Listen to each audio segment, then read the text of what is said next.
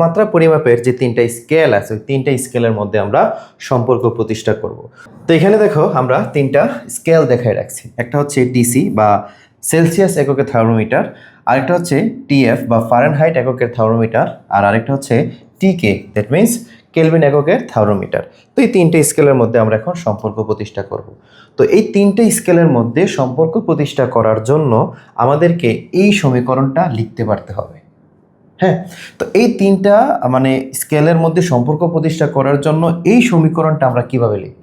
দেখো, যে টেম্পারেচার অর্থাৎ যেই স্কেলে তুমি টেম্পারেচার বের করবা সেই স্কেল থেকে তার নিম্ন স্থিরাঙ্কটা মাইনাস করতে হবে। তো এটার তো নিম্ন স্থিরাঙ্ক হচ্ছে 0। আমরা সেলসিয়াস থেকে বা সেলসিয়াসের টেম্পারেচার থেকে তার 0টা মাইনাস করলাম, ডিভাইডেড বাই দুইটা স্থিরাঙ্কের যে পার্থক্য ওই পার্থক্যটা নিচে লিখতে হবে।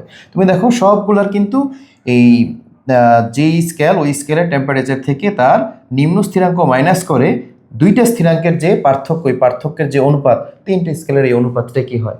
সমান হয়। হ্যাঁ, তো এখানে দেখো টিসি থেকে আমরা তার নিম্ন স্থিরাঙ্ক মাইনাস করলাম, তারপরে দুইটা স্থিরাঙ্কের পার্থক্য লিখলাম।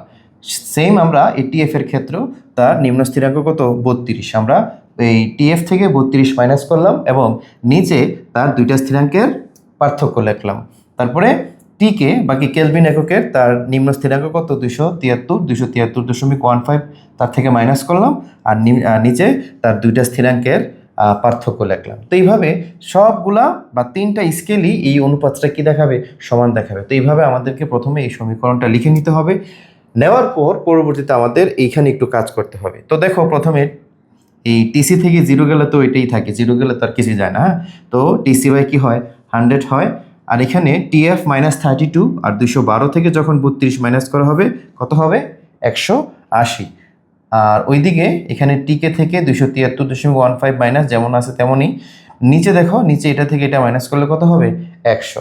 তারপর আসো 3 নম্বর লাইনে আসি। 3 নম্বর লাইনে আমরা কি করলাম? দেখো সবগুলা পাশে বা সবগুলাকে আমরা 20 দ্বারা গুণ দিলাম। দেখো এখানে আমরা যদি আমরা 20 দ্বারা গুণ দিই, হ্যাঁ, ধরো এখানে যদি আমরা 20 দ্বারা গুণ দিই তাহলে 20 দ্বারা এটা কাটলে কত? 5। এখানে যদি আমরা এটাকে 20 দ্বারা গুণ দিই, 20 দ্বারা এটা কাটলে কত? 9। এটাকে যদি আমরা আবার 20 দ্বারা গুণ দিই, দিয়ে যদি 20 দ্বারা কাটি, এখানে হবে 5। তো এই জন্য এই সমীকরণটা কনভার্ট হয়ে এরকম হয়ে গেল টিসি বাই 5 ইকুয়াল হচ্ছে কি টিএফ -32/9 ইকুয়াল হচ্ছে কি টিকে -273.15 ডিভাইডেড বাই কত? 5। তো এইভাবে এই টোটাল সম্পর্কটা আমাদেরকে মাথায় রাখতে হবে, যেটা আমরা এই জায়গায় দেখতে পাচ্ছি। হ্যাঁ, তো এটাই হচ্ছে মূলত তিনটা স্কেলের মধ্যে পারস্পরিক সম্পর্ক। তো এই সম্পর্কটা দিয়ে আমাদেরকে অনেক ম্যাথস প্রবলেম সলভ করতে হতে পারে। হ্যাঁ, আমাদের এই তিনটা সমীকরণ মানে তিনটা স্কেলের সম্পর্কটা যখন মাথায় রাখবো, যে কোনো একটা স্কেলের মান দেওয়া থাকলে ওই একটা দিয়ে আমরা যে কোনো, যেমন ধরো সেলসিয়াস এককের আমাকে তাপমাত্রা দিয়ে বললো ফারেনহাইট এককে আমরা তাপমাত্রাটা বের করতে, তো আমরা জাস্ট এই সম্পর্কটা লিখবো, নিয়ে কাজ করব। তারপরে ধরো সেলসিয়াস দিয়ে কেলভিন বললো, আমি এই সম্পর্কের সাথে ওই সম্পর্কটা লিখবো।